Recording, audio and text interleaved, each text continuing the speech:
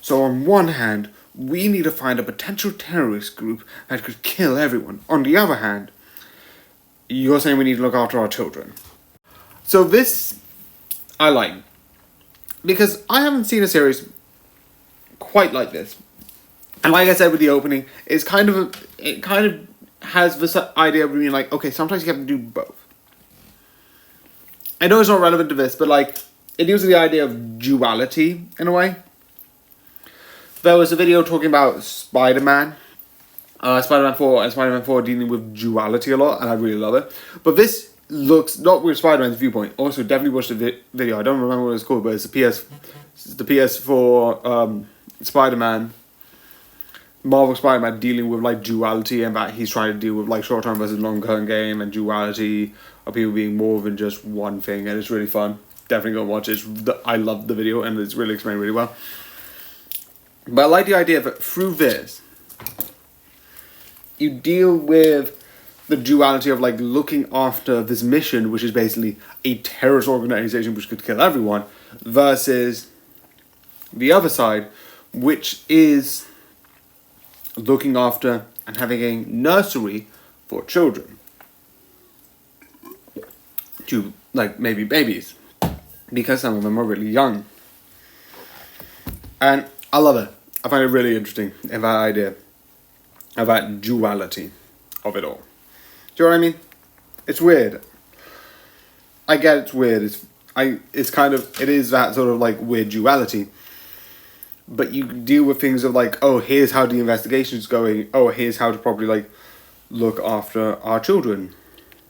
And that duality just makes it fun and interesting. I don't know why, it just creates this weird dynamic of like one hand they're talking about like these people doing these things, blowing up stuff, stealing people. They even go to the point of like taking them away from sort of like the nursery to a more safer place. Because it's like, oh, I'm not going to work with you. Because how it works is one person, because of an event, wants to look after their children. I'll talk about that more later, because I feel like, and because of that, I won't sort of like help you unless the nursery happens. And I like that as an idea. But the one thing which I love, which is 5, 4, 3, 2, 1, it is the fact that he was like, Joe, what? My wife, because of the hypnosis and these orders, how the system works, of like her attacking me and then dying.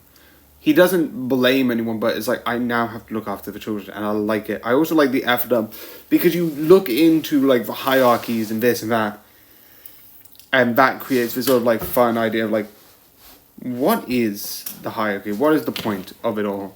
Why do you have it? And it's really interesting how they question it. And the one way we get it is by the wife of the character who makes the nursery thing goes and gets hypnotized because of the rank system. You can't do... If you're a rank below another vampire, also by the way there's vampires in this, it's like, oh, if you're below them, you have to go and be like, you have to do what the vampire says, or else. I don't know what happens or else, or unless it's like a hypnosis, like basically this. I also, 5, 4, 3, 2, 1, love that when they see the true vamp, which is the whole series, they're trying to find the villains trying to find the true vamp and kill him, eventually, so everyone becomes, like, gets this horror, and then despair waves and vampires are all destroyed. I like the idea that in the end, when he's trying to solve a problem, he just makes all of them forget there even was a problem there, and they all walk away. Not with the main group, I don't think he ever does with that, but I like the idea that he just, like, there's a couple of like vampires that don't even have names, and it's like, oh, why was I here? I need to go off this way. Oh, I need to go off this way. I need to go to the more important areas. I need to go and do something important. And instead of being like, oh no, someone's being attacked, they're like, oh no, I need to go here. I like it. It's like, just get them away, I don't care. I'm going to solve the problem. It's really interesting. Also, I like the idea that one of the things that happens is kind of like, they have this like cocoon phases, which I'm guessing is sort of like being a kid. Not specifically a kid, but more like a teenager. And it's sort of like, I'm going to stay in this sort of like teenager cocoon phase.